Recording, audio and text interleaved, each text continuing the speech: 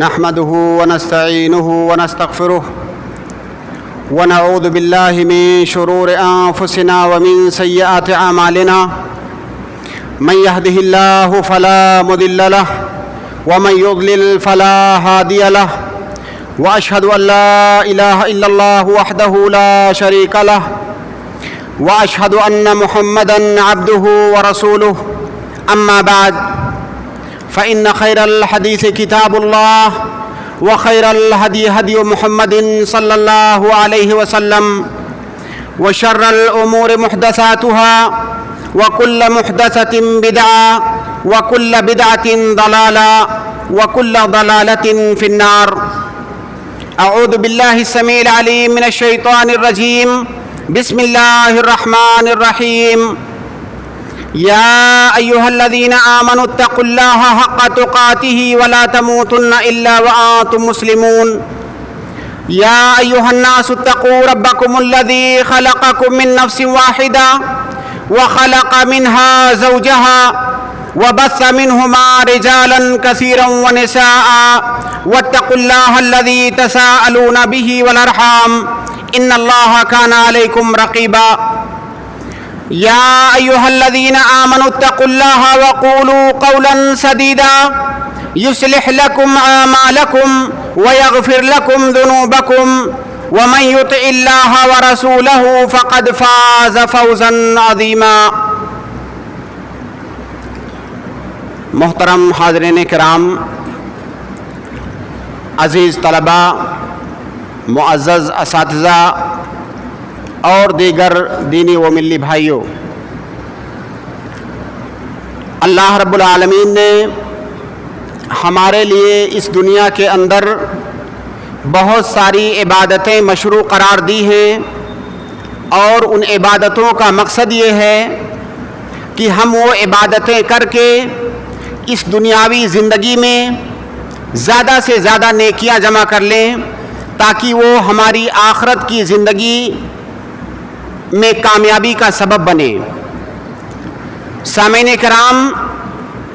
ہم دیکھتے ہیں کہ اکثر عبادتیں جو ہم اس دنیا میں کرتے ہیں، ان عبادتوں کا تعلق اور ان عبادتوں کا سلسلہ ہماری موت کے بعد ختم ہو جاتا ہے، اور مرنے کے بعد ایسا کوئی موقع ہمارے پاس نہیں رہتا ہے کہ مرنے کے بعد بھی ہمیں نیکیاں ملتی رہیں، کیونکہ ہمارے عمل اور ہماری عبادتوں کا سلسلہ ہماری موت کے ساتھ ہی ختم ہو جاتا ہے. لیکن اللہ رب العالمین کا یہ فضل ہے، اس کا کرم ہے کہ اللہ رب العالمین نے کچھ عبادتیں ہمارے لیے ایسی بنائی ہیں کہ ان عبادتوں اور ان عبادتوں کی نیکیوں کا سلسلہ ہمارے مرنے کے بعد بھی جاری رہے گا، اور ہم اس دنیا میں نہیں رہیں گے اس کے باوجود بھی ہمیں نیکیاں ملتی رہیں گی. انہی عبادتوں میں سے ایک عبادت ہے جس کو کہ وقف کہا جاتا ہے. وقف یہ فقہ اسلامی کا ایک مستقل باب ہے، لیکن چونکہ ہمارے یہاں وقف کا رواج موجودہ زمانے میں وقف کرنے کا رواج تقریباً ختم ہوتا جا رہا ہے، اس لیے ہم میں سے بہت سارے لوگ اسلامی وقف اور اس کے احکامات سے نابلد ہوتے ہیں. سامعین کرام، ابھی موجودہ وقت میں ہندوستان میں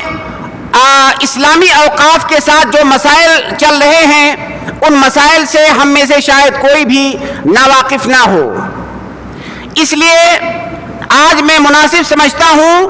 کہ اسلامی وقف کی حقیقت کیا ہے اور اس کے اہم احکامات کیا ہیں، ان احکامات کو ہمیں جاننا چاہیے. سامعین کرام، سب سے پہلے تو یہ بات جاننا ضروری ہے کہ وقف کہتے کس کو ہیں، وقف کا ڈیفینیشن یا اس کی تعریف کیا ہے. وقف کی تعریف فقہا نے مختلف الفاظ میں کی ہے. اس کی جو سب سے معروف اور مشہور تعریف ہے وہ یہ ہے کہ تحبیس الاصل و تسبیل المنفع یا تسبیل الثمرہ. آسان لفظوں میں اس کا معنی یہ ہے کہ کوئی انسان اپنی جائیداد کو کسی نیکی، کسی خیر اور کسی بھلائی کے کام میں دے دے، اپنی پوری جائیداد کو یا جائیداد کے ایک حصے کو نیکی اور بھلائی کے کام میں دے دے، اور اس طرح سے دے کہ وہ جو اصل جائیداد ہے وہ اصل جائیداد باقی رہے، اور اس اصل جائیداد سے آنے والا جو نفع ہے، جو ثمرہ ہے، جو اس کی منفعت ہے، اس کو وجوہ البر کے اندر خرچ کیا جائے اور وہ اصل جائیداد باقی رہے۔ اسی کو وقف کہا جاتا ہے۔ سامعین کرام، اسلامی وقف کی ابتدا اللہ کے نبی صلی اللہ علیہ وسلم کے زمانے سے ہو چکی تھی۔ علماء کے مطابق اسلام کے اندر سب سے پہلا وقف عمر رضی اللہ تعالی عنہ نے کیا تھا۔ جب خیبر فتح ہوا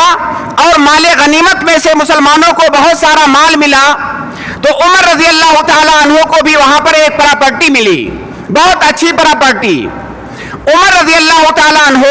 اللہ کے نبی صلی اللہ علیہ وسلم کے پاس آئے مشورہ کرنے کے لیے کہ میں چاہتا ہوں کہ اپنے اس مال کو، اس سے بہترین مال میری نگاہ میں میرے پاس نہیں ہے، میں چاہتا ہوں کہ میں اپنے اس مال کو اللہ تعالیٰ کے راستے میں خرچ کروں، میں صدقہ کروں، تو آپ کی کیا رائے ہے؟ اللہ کے نبی صلی اللہ علیہ وسلم نے کہا، ان شئت حبست اصلها وتصدقت بها، اگر چاہو تو تم ایسا کرو کہ یہ جو اصل مال ہے، جو راس المال ہے، جو کیپٹل ہے، اس کو تم روک دو، صدقہ کرو، اس طرح سے صدقہ کرو کہ یہ شرط لگا دو کہ اصل مال باقی رہے گا اور اس کا جو نفع آئے گا، اس کا جو منافع آئے گا، اسے جو ہے نیکی اور بھلائی کے کام میں خرچ کیا جائے گا۔ فتصدق بها عمر انه لا يباع ولا يوهب ولا يورث، انہوں نے اس شرط کے ساتھ اس کو وقف کیا کہ اسے نہ تو بیچا جائے گا اور نہ ہی اسے ہبہ کیا جائے گا اور نہ ہی یہ میراث میں جائے گا۔ وتصدق بها في الفقراء، انہوں نے کن لوگوں کے لیے اس کو وقف کیا؟ تصدق بها في الفقراء، فقراء کو دیا، وفي القربى اور قرابت داروں کو دیا، وفي الرقاب اور گردن آزاد کرنے کے لیے، غلاموں کو آزاد کرنے کے لیے، وفي سبيل اللہ اور جہاد فی سبیل اللہ کے لیے۔ یہاں فی سبیل اللہ سے مراد صرف جہاد ہے، جہاد اور اس پر جو خرچ ہونے والا صرفہ ہوتا ہے اس پر اس کو خرچ کیا جائے گا۔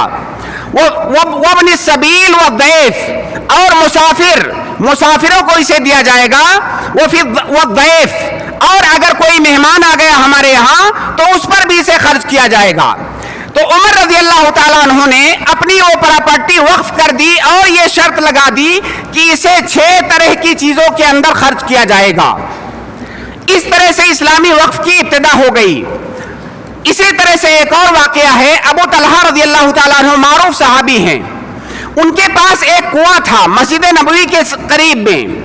اللہ کے نبی صلی اللہ علیہ وسلم وہاں جاتے تھے اور آپ پانی پیتے تھے، اس لیے ابو طلحہ رضی اللہ تعالیٰ عنہ کے نزدیک اللہ کے نبی صلی اللہ علیہ وسلم کے وہاں جانے اور آپ کے پانی پینے کی وجہ سے وہ کنواں ان کو بہت عزیز تھا۔ نبی صلی اللہ علیہ وسلم کے پاس آئے اور انہوں نے کہا کہ اللہ تعالیٰ قرآن میں کہتا ہے کہ لن تنالوا البر حتى تنفقوا مما تحبون، اللہ تعالیٰ کہتا ہے کہ نیکی تمہیں اس وقت ملے گی جب اپنا سب سے پسندیدہ مال اللہ کے راہ میں خرچ کرو۔ تو میرے نزدیک یہ جو کنواں ہے، بیروحہ ایک مقام تھا، وہاں پر یہ کنواں تھا، میں چاہتا ہوں کہ اپنے اس کنواں کو اللہ کے راستے میں دوں۔ تو اللہ کے نبی صلی اللہ علیہ وسلم نے ان سے کہا، انی ارا ان تجعلها فی القربى، اللہ کے نبی صلی اللہ علیہ وسلم نے کہا کہ میں چاہتا ہوں یا میری رائے یہ ہے کہ تم اسے اعزاء اور اقارب پر وقف کر دو۔ چنانچہ انہوں نے وقف کر دیا۔ اسی طرح سے اللہ کے نبی صلی اللہ علیہ وسلم کی ایک اور حدیث ہے، بہت معروف حدیث، اذا مات الانسان انقطع عنه عمله الا من ثلاثہ، انسان جب اس دنیا سے چلا جاتا ہے تو اس کے جو دنیاوی اعمال ہیں اور ان کا جو ثواب ہے اس کا سلسلہ منقطع ہو جاتا ہے۔ الا من ثلاثہ، 3 طرح کے اعمال ایسے ہیں جن کا ثواب اسے مرنے کے بعد بھی ملتا رہتا ہے، اور انہیں 3 طرح کے اعمال میں سے ایک عمل ہے صدقۃ جاریہ۔ اگر کسی نے ایسا صدقہ کیا ہے جس کا فائدہ مستمر ہے تو اسے اس کی نیکی بھی استمرار کے ساتھ مرنے کے بعد بھی ملتی رہے گی۔ سامعین کرام، اس کے علاوہ اور بھی کئی سارے نصوص ہیں جو اس بات پر دلالت کرتے ہیں کہ اسلام کے اندر وقف کرنا یہ مشروع ہے، اور یہ بات یہاں پر واضح رہنی چاہیے کہ وقف کرنا یہ واجب نہیں ہے، صرف بعض صورتوں کے اندر وقف کرنا یہ واجب ہوتا ہے۔ اگر کسی انسان نے نظر مان لیا کہ میں وقف کروں گا تو نظر کو پوری کرنا یہ واجب ہوتا ہے، لہذا وقف کرنا واجب ہو جائے گا، ورنہ دیگر صورتوں میں وقف کرنا یہ واجب نہیں ہے بلکہ مستحب ہے۔ اور اس کی دلیل وہ حدیث ہے جو میں نے ابھی سنائی۔ اللہ کے نبی صلی اللہ علیہ وسلم نے جب حضرت عمر نے ان سے مشورہ کیا تو آپ نے یہ نہیں کہا کہ وقف کر دو، بلکہ آپ نے کہا ان شئت حبست اصلحا، اگر چاہو۔ آپ اسلوب دیکھیے اللہ کے نبی صلی اللہ علیہ وسلم کا، اگر امر کا صیغہ استعمال کرتے تو اس سے یہ سمجھا جا سکتا تھا کہ آپ جو ہے حکم دے رہے ہیں اور یہ واجب ہے۔ نبی صلی اللہ علیہ وسلم نے حکم نہیں دیا، آپ نے کہا کہ اگر چاہو تو وقف کر دو، لہذا وقف کرنا یہ اصلاً مستحب ہے۔ سامعین کرام، وقف کے بہت سارے مسائل ہیں، بہت سارے احکام ہیں جن سے بہت سارے لوگ نابلد ہیں۔ بہت سارے لوگوں نے تو صرف وقف کا نام سن رکھا ہے، اور خاص طور سے اب جب وقف کے ساتھ مسائل چل رہے ہیں تو ایسے حالات میں بہت سارے لوگ وقف کا نام سنتے ہیں اور اس کا مکمل تصور، اس کے احکامات ان کے دماغ میں نہیں ہوتے ہیں۔ وقف کے بہت سارے احکامات ہیں، ان احکامات میں سے بعض کا تعلق وقف کرنے والے سے ہے، بعض کا تعلق جس پر وقف کیا جاتا ہے اس سے ہے، بعض کا تعلق اس مال سے ہے جو وقف کیا جاتا ہے۔ مختصر انداز میں ان احکام کو بالترتیب ہم جاننے کی کوشش کرتے ہیں۔ پہلا حکم یہ ہے کہ جو انسان وقف کرنا چاہتا ہے، وقف کرنا اسی انسان کے لیے جائز ہے جس کے اندر کچھ بعض شرطیں ہوں۔ پہلی شرط یہ ہے کہ وہ انسان مکلف ہو۔ یہاں پر مکلف سے مراد اہلیت التکلیف یا اہلیت الادا الکاملہ ہے، یعنی وہ عاقل ہو اور بالغ ہو۔ اگر کوئی انسان پاگل ہے، مجنون ہے، تو اس کے لیے وقف کرنا جائز نہیں ہے۔ اسی طرح سے کوئی اگر بچہ ہے تو اس کے لیے وقف کرنا جائز نہیں ہے، اگر وہ وقف کرتا ہے تو اس کا وقف صحیح نہیں ہوگا۔ تیسری شرط یہ ہے کہ وہ انسان اس مال کا مالک ہو، اگر مکمل طور سے اس مال کا مالک نہیں ہے تو اس کے لیے وقف کرنا یہ جائز نہیں ہوگا۔ چوتھی شرط یہ ہے کہ وہ جائز التبرع ہو، یعنی اس کے لیے اپنے مال کو تبرع کرنا اور صدقہ کرنا یہ جائز ہو، ایسا انسان ہونا چاہیے۔ جیسے اگر کوئی انسان ہے، اس کے اوپر قرض ہے بہت سارا، اتنا قرض ہے کہ اگر وہ قرض ادا کرنے جائے تو اس کا سارا مال چلا جائے گا قرض ادا کرنے میں۔ اب ایسے انسان کے لیے ضروری ہے کہ پہلے اپنا قرض ادا کرے، اس کے لیے وقف کرنا یہ جائز نہیں ہے، ایسا انسان جائز التبرع نہیں ہے۔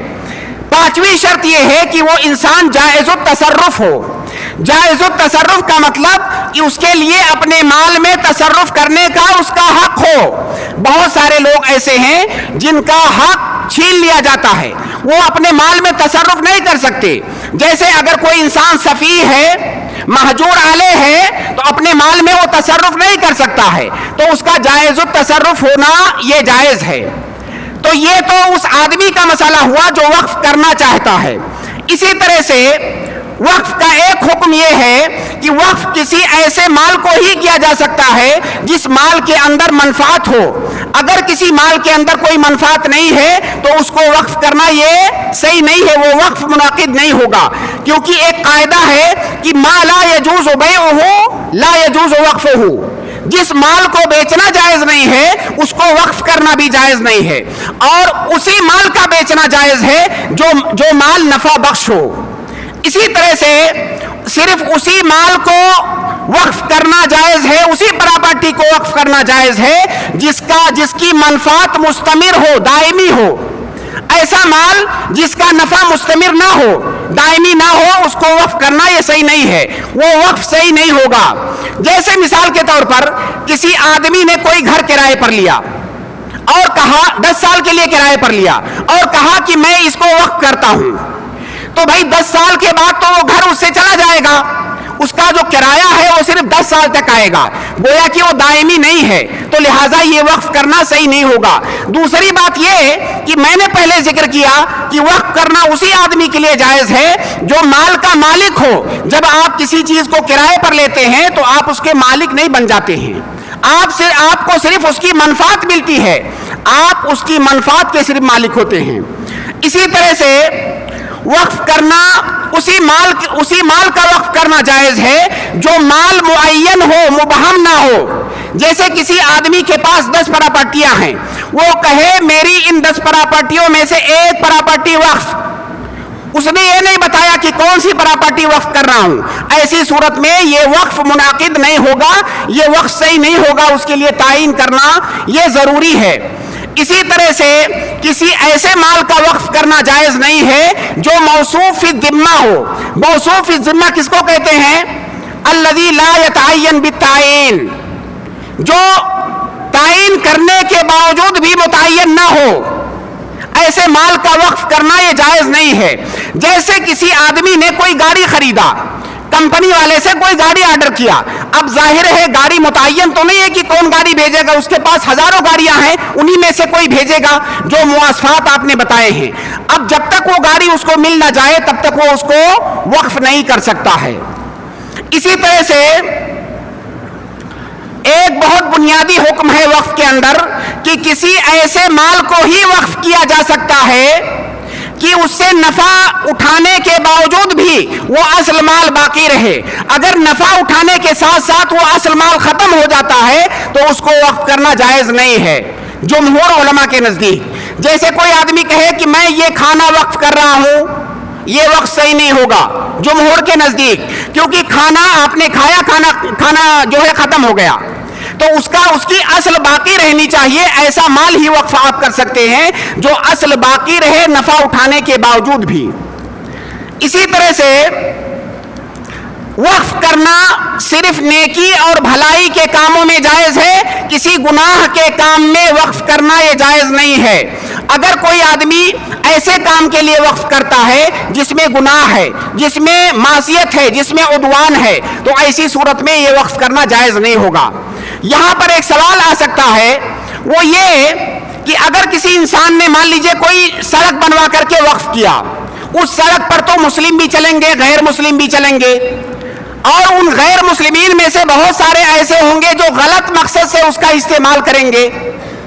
تو کیا ایسی صورت میں یہ وقف کرنا جائز ہے؟ اس کا جواب یہ ہے کہ ہاں، یہ وقف کرنا جائز ہے، کیونکہ اصلاً اس نے نیک کام کے لیے، اچھے کام کے لیے وقف کیا ہے۔ اور ایک قاعدہ ہے فقہ کے اندر کہ یثبت طبعاً ما لا یثبت استقلالاً، طبعاً کوئی چیز جائز ہو جاتی ہے جبکہ استقلالاً وہ چیز جائز نہیں ہوتی ہے۔ اسی طرح سے وقف کے احکام میں سے ایک حکم یہ ہے کہ اگر آپ کسی کافر پر بھی وقف کرنا چاہیں تو آپ وقف کر سکتے ہیں، بشرطے کہ وہ کافر حربی نہیں ہونا چاہیے، بشرطے کہ وہ کافر مسلمانوں کو نقصان پہنچانے والا نہیں ہونا چاہیے، کیونکہ اللہ رب العالمین نے قرآن کریم کے اندر صراحت کے ساتھ حکم دیا ہے کہ وہ کفار جو مسلمانوں کو تکلیف پہنچانے والے نہیں ہیں آپ ان کے ساتھ بھلائی کر سکتے ہیں، تو لہٰذا کافر پر وقف کرنا بھی جائز ہے۔ اسی طرح ایک حکم یہ ہے کہ وقف اس وقت تک مکمل نہیں ہوگا جب تک آپ نے جس پر وقف کیا ہے وہ اس کو قبول نہ کر لے۔ دیکھیے، وقف یا تو افراد پر ہوتا ہے یا تو کسی عام جہت پر ہوتا ہے۔ اگر آپ نے ایسے افراد پر وقف کیا ہے جن کے ذریعہ سے قبول کرنا یہ ممکن ہے، ایسی صورت میں قبول کرنا یہ ضروری ہے، تبھی وہ وقف مکمل ہوگا۔ مثلا آپ نے کہا میں فلاں پراپرٹی زید کو وقف کر رہا ہوں، اب زید جب تک اس کو قبول نہیں کرے گا تب تک یہ وقف مکمل نہیں ہوگا۔ لیکن اگر آپ نے کہا کہ فلاں پراپرٹی میں اس مسجد کو وقف کر رہا ہوں، ظاہر ہے مسجد قبول تھوڑی کرے گی، ایسی صورت میں یہ وقف صحیح ہو جائے گا۔ تو اگر وقف کسی معین پر ہے، افراد پر ہے، تو اس کے اندر ایجاب اور قبول یہ ضروری ہے، کیونکہ ایک قاعدہ ہے کہ لا يمكن ادخال شيء في ملك احد الا برضاه، کسی آدمی کو کوئی چیز آپ زبردستی اس کی رضامندی کے بغیر نہیں دے سکتے۔ اسی طرح سے اس کا وقف کا ایک حکم یہ ہے کہ وقف کرنے والے نے اگر کوئی شرط رکھی ہے وقف کرنے کے ساتھ ساتھ، تو اس کی شرط کی پاسداری کرنا یہ ضروری ہے۔ مثلاً اس نے وقف کیا کہ میری فلاں پراپرٹی فقراء کے لیے وقف ہے، اب اس پراپرٹی کو کہیں اور نہیں دے سکتے آپ۔ اس نے وقف کیا کہ میری پراپرٹی مسجد کے لیے، مدرسے کے لیے، فلاں چیز کے لیے ہے، اس نے جو شرط رکھی ہے اس کی شرط کی رعایت کرنا یہ ضروری ہے،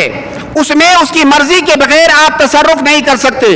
اور جیسا کہ میں نے حدیث بیان کیا کہ عمر رضی اللہ تعالیٰ عنہ نے وقف کے ساتھ باقاعدہ شرط رکھا تھا کہ یہ فقراء کے لیے ہے، ذوی القربیٰ کے لیے ہے، فلاں کے لیے ہے، لہٰذا اگر وقف کرنے والے نے اس کے لیے شرط مقرر کر دی ہے تو اس کی شرط کی پاسداری کرنا یہ ضروری ہے۔ البتہ اگر جو شرط اس نے رکھا ہے اس سے افضل کی طرف اس کی تغییر اور اس کی تبدیلی کر رہے ہیں تو یہ جائز ہے، کیونکہ اس کی دلیل یہ ہے کہ ایک آدمی نے نذر مانا کہ میں بیت المقدس کے اندر نماز پڑھوں گا،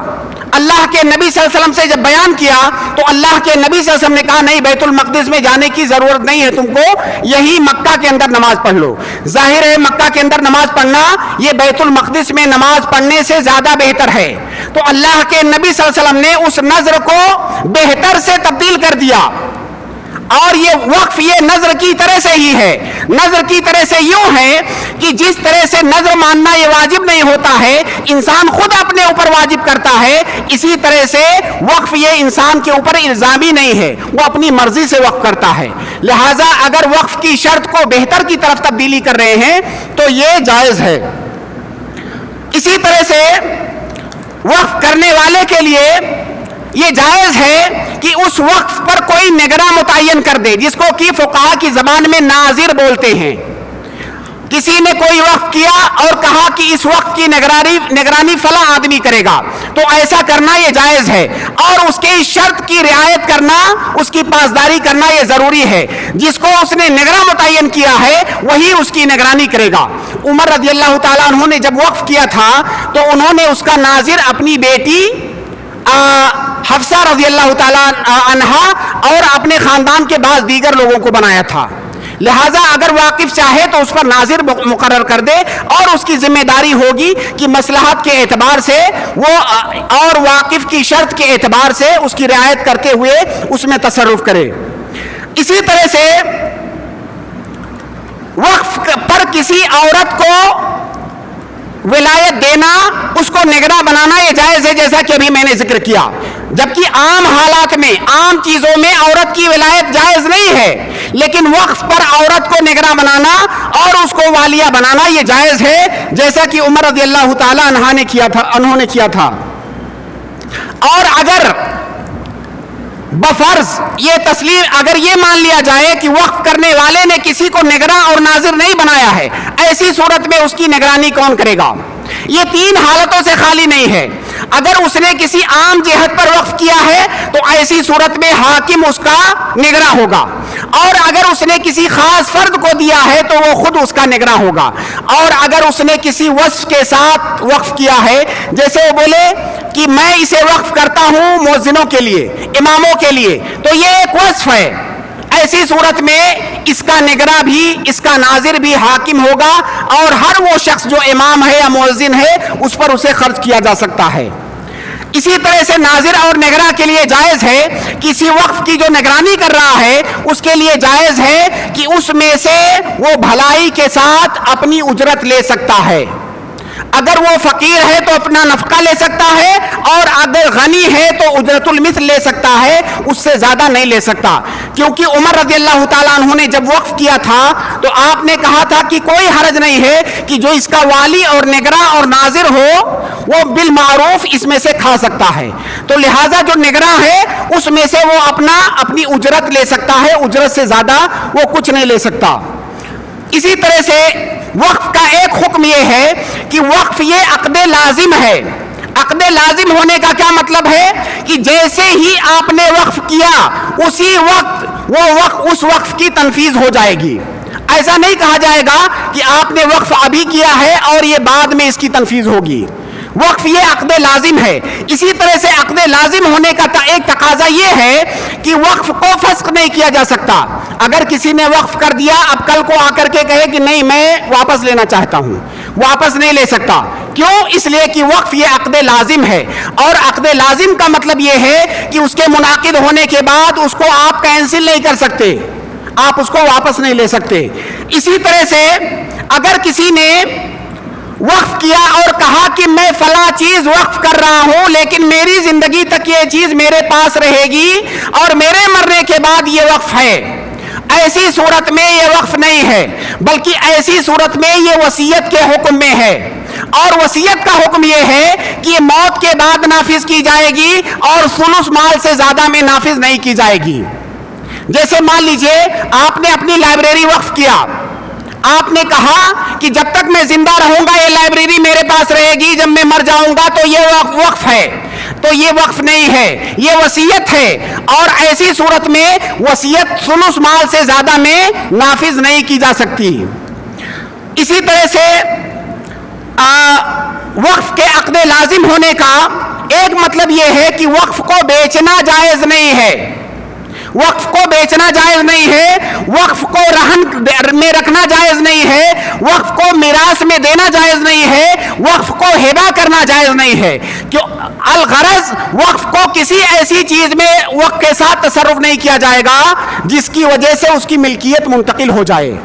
کیونکہ ہم نے شروع میں وقف کی تعریف میں ذکر کیا کہ وقف جو ہے اس کی اصل باقی رہنی چاہیے، اور بے سے، رہن سے، ہبہ سے، میراث سے اس کی ملکیت منتقل ہو جاتی ہے، لہذا وقف کو بیچنا یہ جائز نہیں ہے۔ صرف ایک صورت میں وقف کو بیچنا جائز ہے، اگر کسی وقف کی منفعت معطل ہو جائے، مان لیجئے کوئی آپ نے مسجد بنایا، بہت زمانہ بیت گیا، مسجد پرانی ہو گئی، گر گئی، ٹوٹ گئی، یا مسجد کسی ایسے علاقے میں ہے جہاں پہ جانا، نماز پڑھنا مشکل ہے، وہاں پہ لوگ آتے ہی نہیں ہیں، اس کی منفعت معطل ہو گئی ہے، ایسی صورت میں اس وقف کو بیچا جا سکتا ہے، اس کو بیچا جا سکتا ہے، اور اس پیسے سے دوسری جگہ پر وقف کی جائیداد قائم کی جائے گی، وقف کی مسجد بنائی جائے گی، لہذا وقف کو بیچنا اس وقت جائز ہے جب اس کی منفعت معطل ہو جائے یا اس کے اندر اس کے بیچنے میں مصلحت ہو، حاجت ہو، ایسی صورت میں وقف کو بیچنا یہ جائز ہے۔ اسی طرح سے وقف کا ایک حکم یہ ہے کہ اگر کوئی آدمی اپنی پوری پراپرٹی وقف کرنا چاہتا ہے، کچھ بھی نہیں چھوڑنا چاہتا ہے، ایسی صورت میں اس کے لیے جائز ہے کہ اپنی پوری پراپرٹی وقف کر دے، لیکن اس کے لیے ایک شرط ہے کہ یہ وقف آپ اس کے مرض الموت سے پہلے ہونا چاہیے۔ اگر وہ مرض الموت کے اندر مبتلا ہے تو پوری پراپرٹی وقف نہیں کر سکتا، کیونکہ مرض الموت میں وہ ثلث مال سے زیادہ کا مالک نہیں ہوتا ہے، ایسی صورت میں گویا کہ وہ وصیت ہے، جس طرح سے وصیت ثلث مال سے زیادہ میں نہیں کر سکتے، اسی طرح مرض الموت کے اندر وقف بھی ثلث مال سے زیادہ یہ نہیں کر سکتے۔ اسی طرح سے ایک حکم یہ ہے کہ اگر کوئی کافر، اگر کوئی غیر مسلم وقف کرنا چاہتا ہے مسلمانوں کے لیے، مسجد کے لیے، مدرسے کے لیے، یا مسلمانوں کے کسی اور ادارے کے لیے، تو کیا اس کا وقف کرنا یہ جائز ہے کہ نہیں؟ یہ اختلافی مسئلہ ہے، لیکن صحیح بات یہ ہے کہ کافر کا وقف کرنا یہ جائز ہے، کیونکہ ایک قاعدہ ہے کہ المال الحرام لکسبہ حرام لکاسبہ لا لغیرہ، اگر کوئی مال حرام لکسبہ ہے تو وہ کاسب کے لیے حرام ہے، غیر کاسب کے لیے حرام نہیں ہے۔ اس کافر کا، اس غیر مسلم کا مال کتنا ہی حرام ہو، یہ اس کے لیے حرام ہے، دوسروں کے لیے حرام نہیں ہے، تو لہٰذا اگر کوئی کافر وقف کرنا چاہے اس کو اجر و ثواب نہیں ملے گا، لیکن مسلمان کے لیے اس کا وقف قبول کرنا یہ جائز ہے۔ اور اس کی دلیل حکیم ابن حزام کی روایت ہے، انہوں نے اللہ کے نبی صلی اللہ علیہ وسلم سے بیان کیا کہ زمانے جاہلیت میں میں نے فلاں نیک کام کیا ہے، اس کے بارے میں آپ کی کیا رائے ہے، کیا مجھے اس کا اجر و ثواب ملے گا؟ اللہ کے نبی صلی اللہ علیہ وسلم نے فرمایا کہ اسلمت علی ما اسلفت، لہذا صحیح بات یہ ہے کہ اگر کوئی کافر بھی وقف کر رہا ہے تو اس کا وقف قبول کرنا اور اس کو لینا جائز ہے۔ آخری ایک حکم بیان کر کے اپنی بات ختم کر رہا ہوں، وہ یہ کہ اگر وقف فقراء اور مساکین پر، محتاجین پر وقف کیا گیا ہے، ایسی صورت میں احوج فالاحوج کو مقدم کیا جائے گا۔ اس کا مطلب کیا ہے؟ جو جتنا زیادہ فقیر ہوگا اسے مقدم کیا جائے گا وقف کا مال دینے میں، اس کا فائدہ دینے میں، کیونکہ ایک قاعدہ ہے کہ الحکم اذا علق بوصف ازداد قوتا بحسب قوت الوصف، کہ اگر کسی حکم کو کسی وصف پر معلق کیا جائے تو وہ وصف وصف جس قدر قوت کے ساتھ اس چیز کے اندر پایا جائے گا اسی طرح سے وہ مستحق ہوگا. لہذا اگر جس جہہ پر بھی وقف کیا گیا ہے اگر کسی وصف کے ساتھ خاص کیا گیا ہے تو وہ وصف جتنی قوت کے ساتھ پایا جائے گا اسی قدر اسے مقدم کیا جائے گا. سامعین کرام، یہ مختصر انداز میں وقف کے احکام ہیں. اگر وقف کو نافذ کیا جائے، اگر وقف کو رواج دیا جائے تو اس کے بہت سارے دنیاوی اور اخروی فوائد ہیں. اس کا پہلا فائدہ تو میں نے حدیث جو بیان کیا جس میں اللہ کے نبی صلی اللہ علیہ وسلم نے فرمایا کہ یہ صدقے اگر کوئی صدقے جاریہ کرتا ہے تو اسے اس کا ثواب مرنے کے بعد بھی ملتا رہے گا. اور وقف یہ ایک صدقے جاریہ ہے قیامت تک. اگر وہ وقف قیامت تک باقی ہے، اگر آپ نے کوئی زمین وقف کر دی تو ظاہر ہے وہ زمین کہیں نہیں جانے والی ہے، اس کا اجر آپ کو قیامت تک ملے گا. اسی طرح سے وقف کا ایک فائدہ سماجی اور معاشرتی فائدہ یہ ہے کہ اس میں فقراء، مساکین، حاجت مند اور ضرورت مند ان لوگوں کی داد رسی ہے. سماج اور معاشرے میں ایک بڑا طبقہ ایسا ہے جو فقیر اور مسکین اور محتاج ہے. اگر وقف کی ان جائیدادوں کو صحیح طریقے سے استعمال کیا جائے تو ان کی داد رسی کی جا سکتی ہے. اسی طرح سے ہندوستان میں مسلمانوں کے ساتھ تعلیم کا بہت بڑا مسئلہ ہے. ہندوستان میں یہ مان لیا گیا ہے کہ جو ہم زکوٰۃ نکالتے ہیں اسی کو مدرسے پر، اسی کو مسجد پر خرچ کر کے اپنا کام چلایا جائے. اگر وقف کی جائیدادوں کو صحیح طور سے استعمال میں لایا جائے تو اس سے مساجد اور مدارس چل سکتے ہیں اور مسلمانوں کی تعلیم کا مسئلہ حل ہو سکتا ہے. کروڑوں ایکڑ اراضی ہندوستان میں وقف ہیں. آپ تصور کیجئے کہ اگر ان کا صحیح استعمال کیا جائے تو مسلمانوں کی تعلیم اور دیگر شعبوں پر کتنا مثبت اثر پڑے گا اس کا. تو وقف کی جائیدادوں کے یہ فوائد ہیں.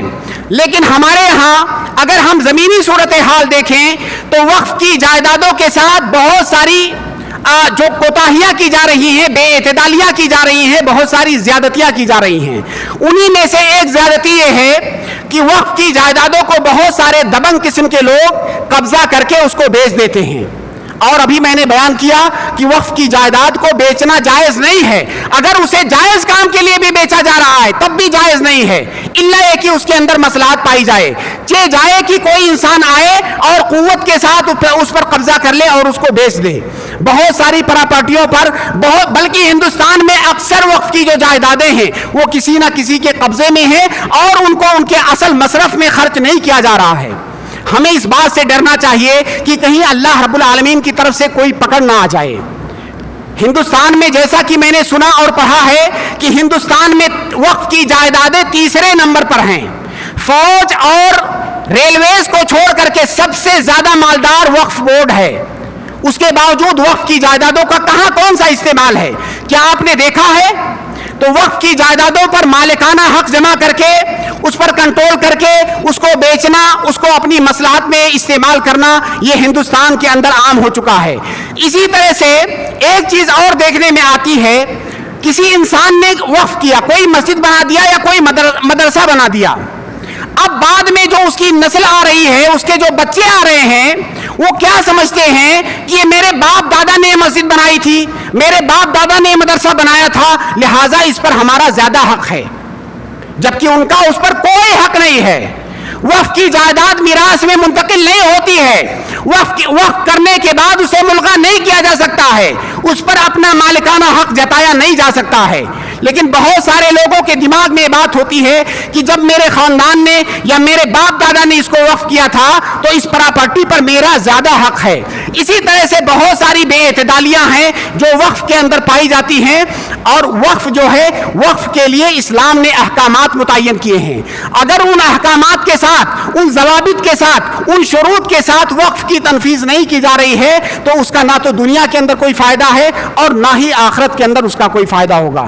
اللہ رب العالمین سے دعا ہے کہ اللہ رب العالمین ہمیں فقہ فی الدین عطا فرمائے. اللہم علمنا ما ينفعنا وانفعنا بما علمتنا وزدنا من لدنک علما. ربنا آتنا فی الدنیا حسنۃ وفی الآخرۃ حسنۃ وقنا عذاب النار.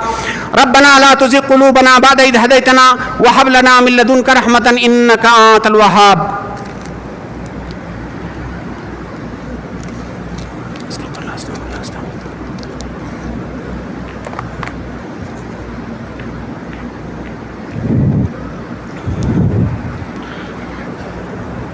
إن الحمد لله